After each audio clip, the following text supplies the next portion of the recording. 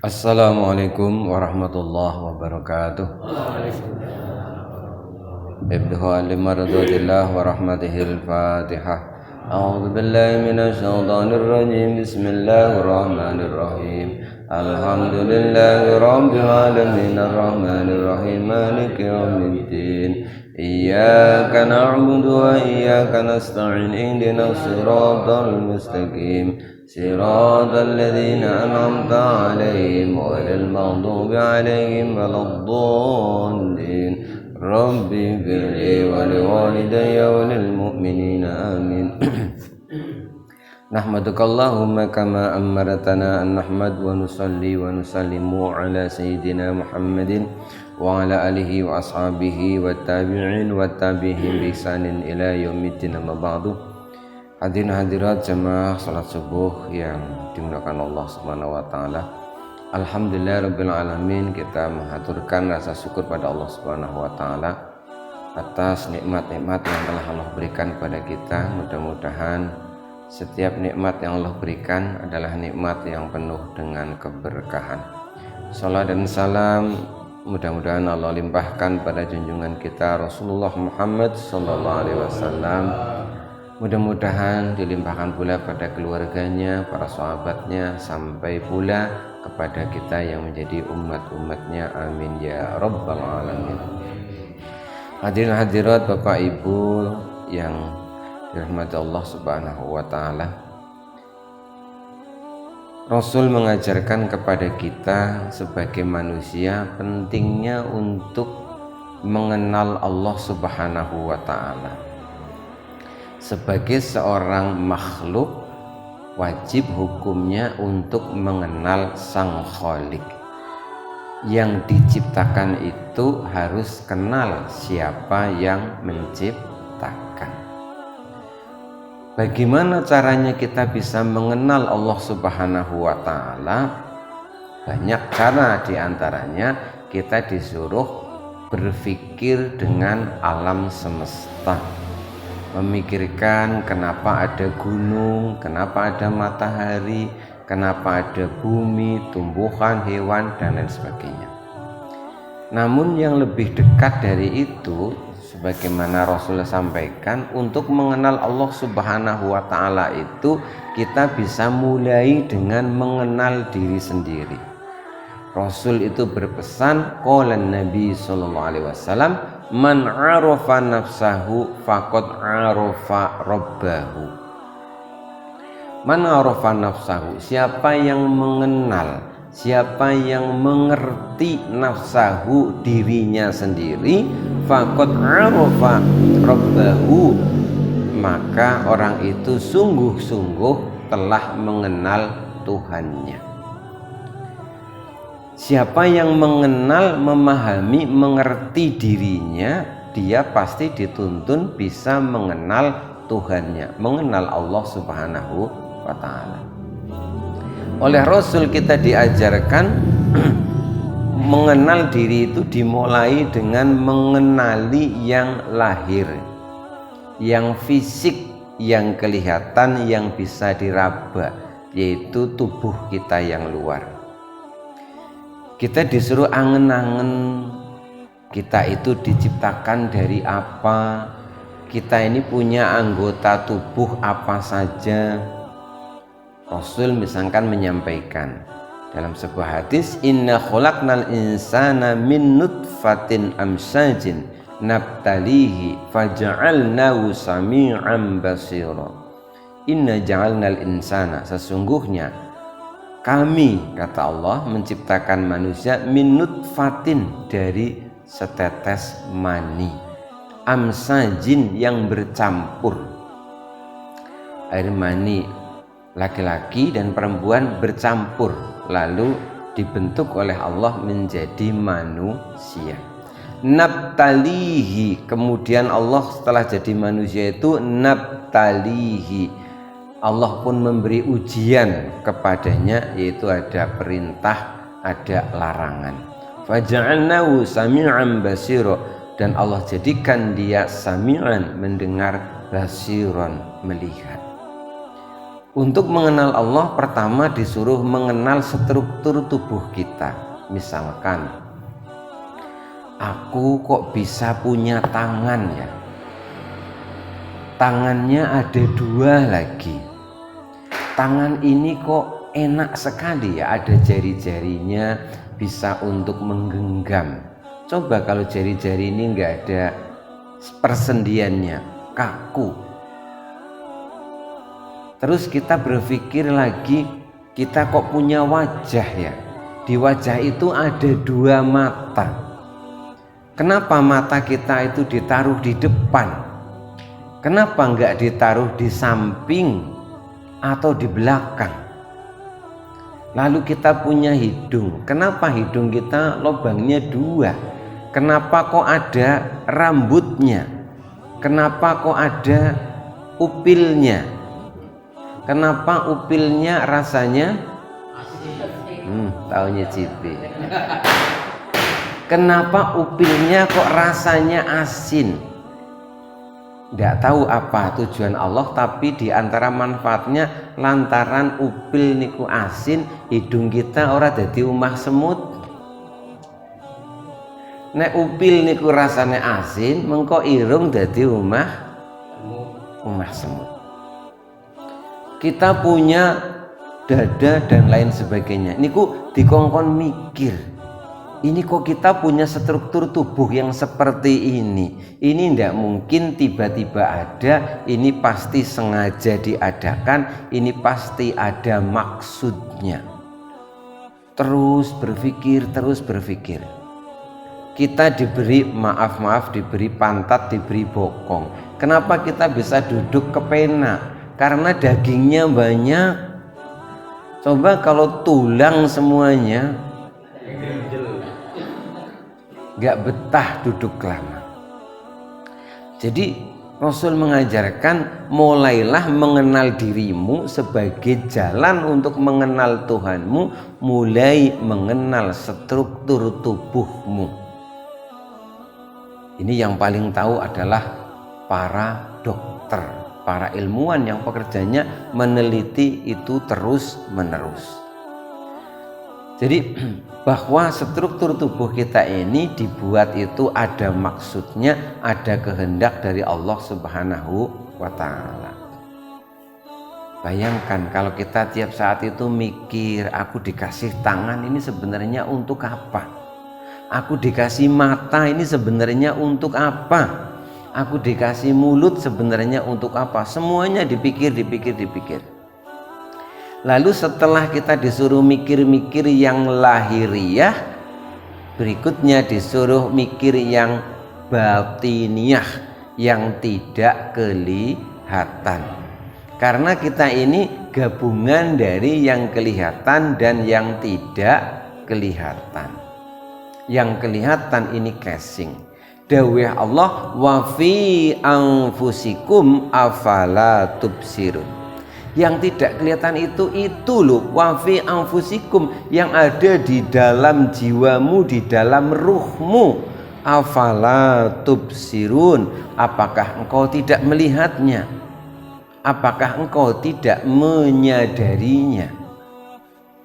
Kita disuruh memikirkan, menyadari bahwa di balik yang tampak kelihatan ini ada yang tidak kelihatan, yaitu jiwa atau ruh. Kanjeng Nabi dawuh dalam sebuah hadis qudsi, ini dawuh Allah Subhanahu wa Ta'ala, firman Allah tapi tidak ditulis di Al-Quran, disampaikan oleh Nabi dengan redaksi Nabi, namanya hadis qudsi.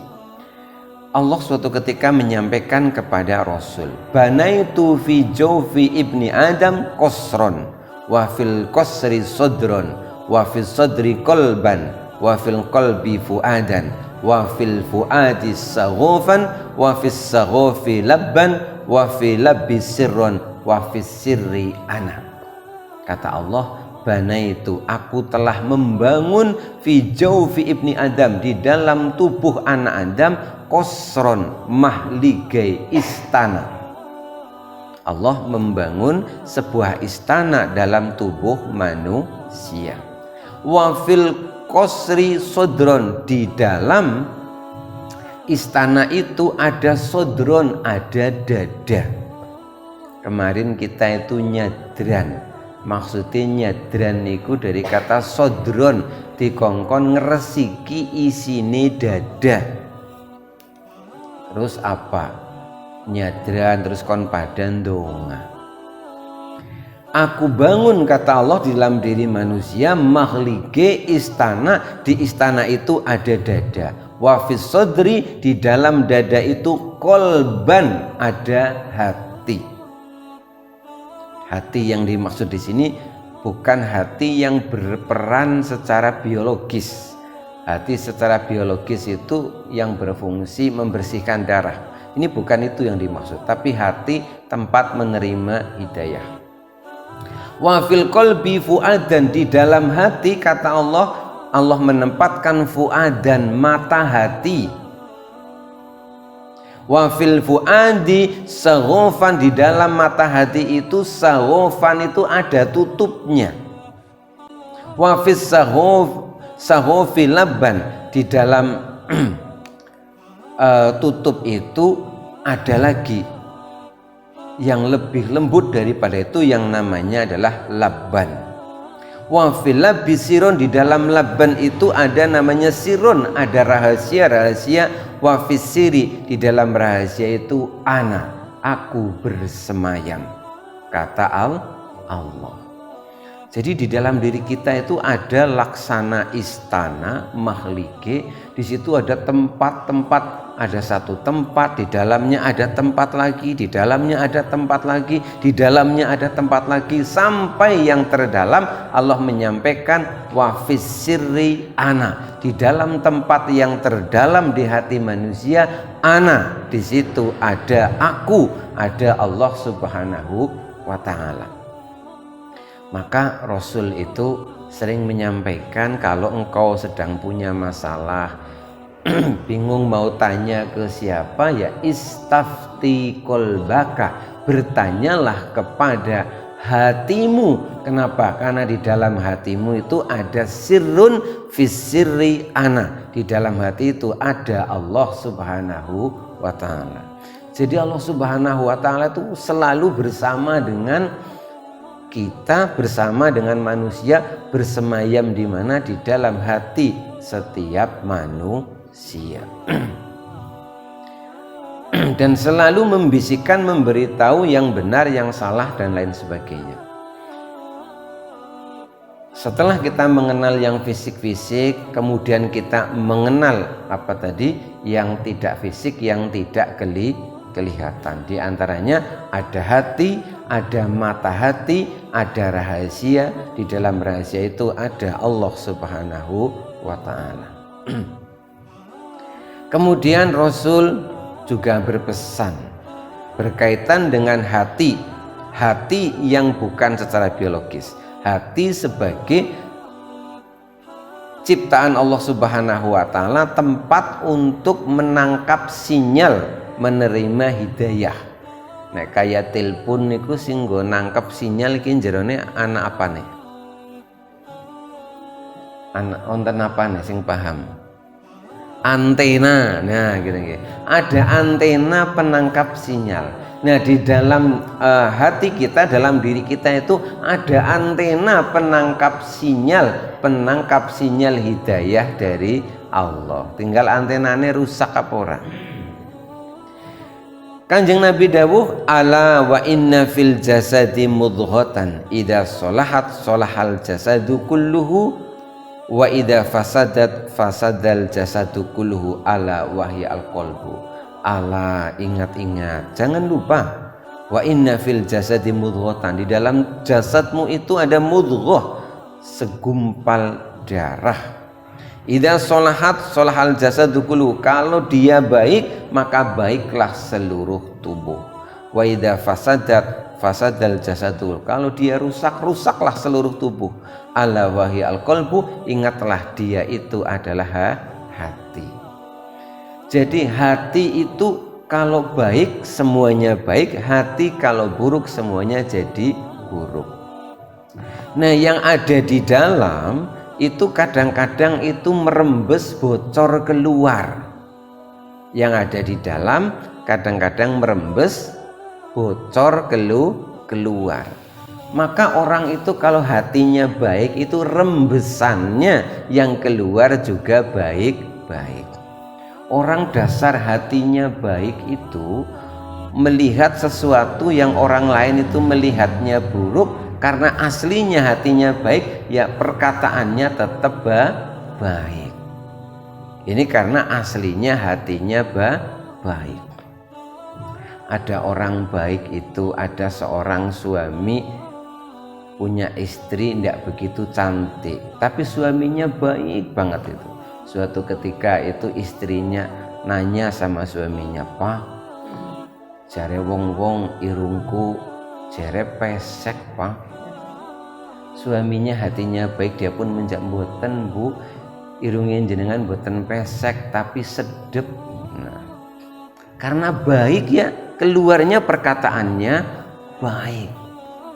"Aku jare wong-wong kulite ireng, Pak, ora menarik." Kata suami yang baik, "Enggak, Bu, ibu itu enggak hitam, ibu itu manis." Hitam manis. Jadi semuanya tetap baik. Tapi begitu suami istri, suaminya hatinya buruk, terus ditanya sama istrinya, "Pak, kata orang-orang itu aku percuma dandan ayu-ayu mong irungku pesek." Fitnah itu, Bu, jangan percaya, yang betul itu ambles, blesek menurut katanya. Jadi seperti itu. Orang yang hatinya baik, yang keluar melalui ucapan juga pasti baik. Semuanya jadi baik, ucapannya baik, perbuatannya juga baik.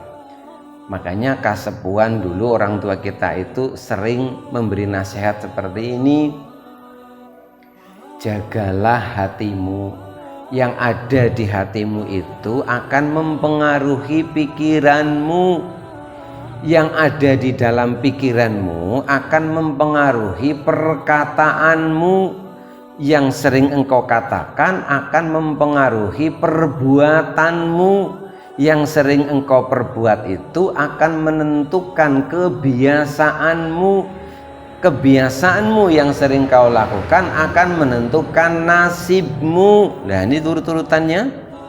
Yang ada di hati akan merembet ke pikiran. Dari pikiran merembet ke perkataan. Dari perkataan merembet ke perbuatan. Dari perbuatan itu terus menerus jadi kebiasaan.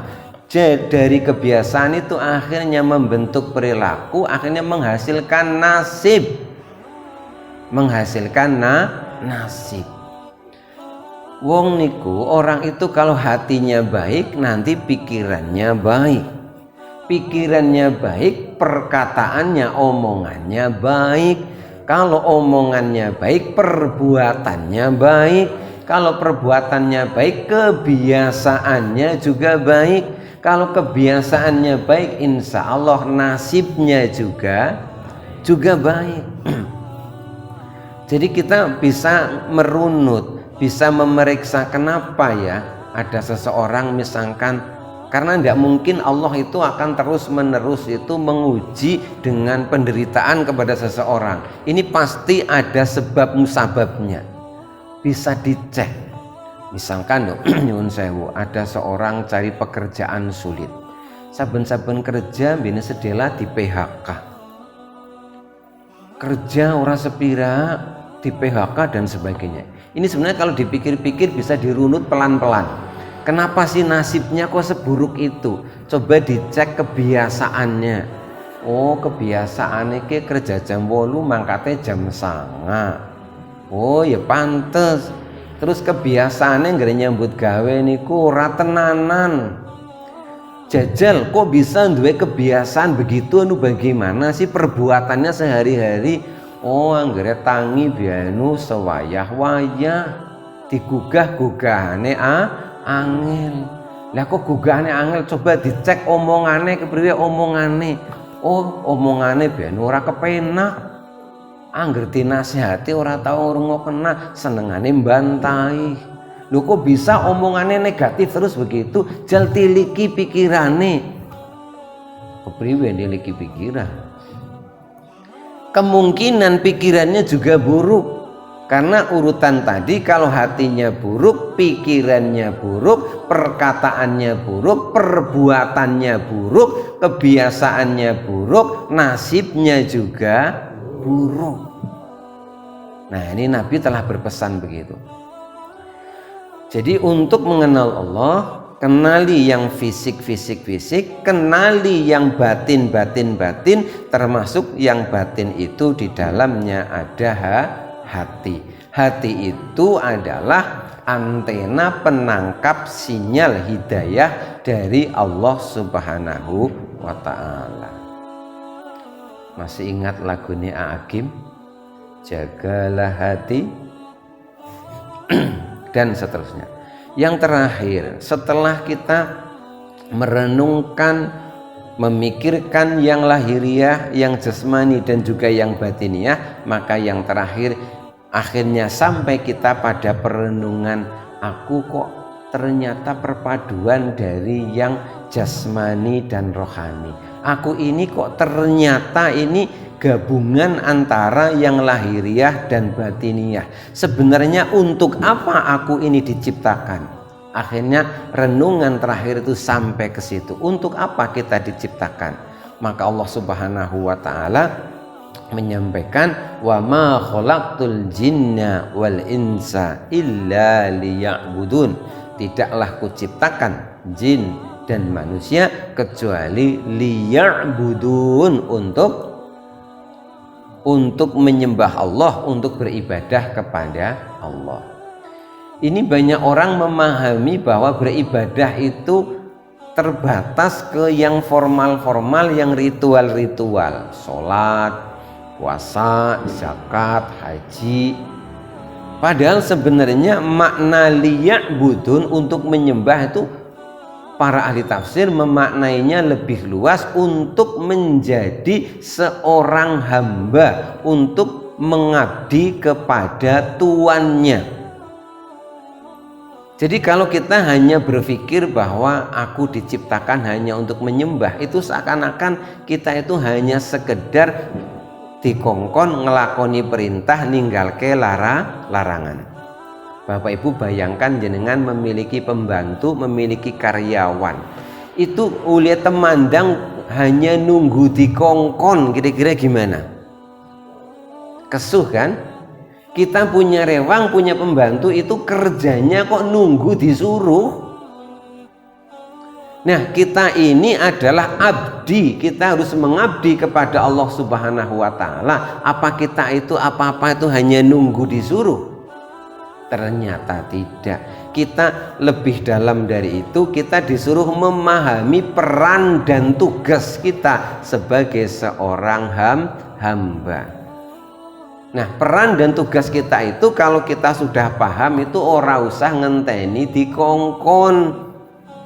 Maka seorang karyawan yang baik, yang disayang oleh bosnya, itu pasti bukan tipe karyawan sing nunggu disuruh-suruh, tapi cekatan, dia paham gawean.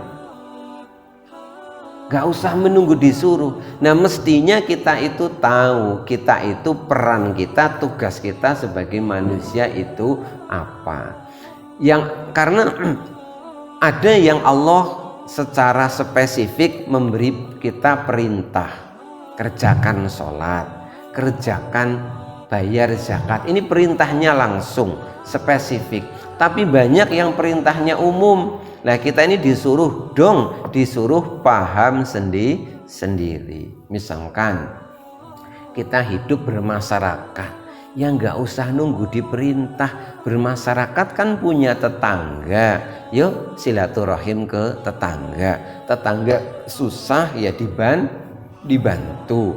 Kita punya saudara dekat dan jauh, nggak usah disuruh, ya silaturahim. Ada sedikit rezeki ya dibagi dengan mereka. Begitu banyak sebenarnya tugas dan peran seorang hamba. Itulah yang dimaksudkan wa ma khalaqtul jinna wal insa illa liya'budun.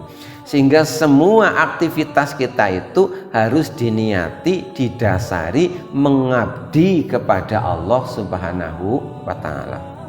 Makanya Nabi mengajarkan kalau kita akan melakukan satu perbuatan itu budi'a bi bismillahirrahmanirrahim, itu kon diawali dengan bismillahirrahmanirrahim. Untuk apa? Untuk menunjukkan bahwa pekerjaan itu dilakukan dalam rangka tugas kita sebagai seorang hamba. Berangkat kerja bismillahirrahmanirrahim, memasak bismillahirrahmanirrahim. Nah, seperti itu mudah-mudahan dengan kita mengenal Allah Subhanahu wa ta'ala, mengenal bukan secara zatnya tapi mengenal secara sifat-sifatnya, maka dengan begitu kita beribadah jadi lebih ringan. Karena kalau kita itu ibarat seorang pembantu kerja di rumah, yang menyuruh dia, kok dia tidak kenal tugas itu, maka dia akan merasa pekerjaannya itu berat, merasa pekerjaannya berat. Tapi begitu dia sadar ini memang tugasku, ini memang kewajibanku, maka tugas itu terasa ringan. Kita sholat ringan, kita ngapa-ngapa ringan. Kenapa? Karena kita sudah kenal dengan Tuhan kita sudah kenal Allah Subhanahu wa ta'ala.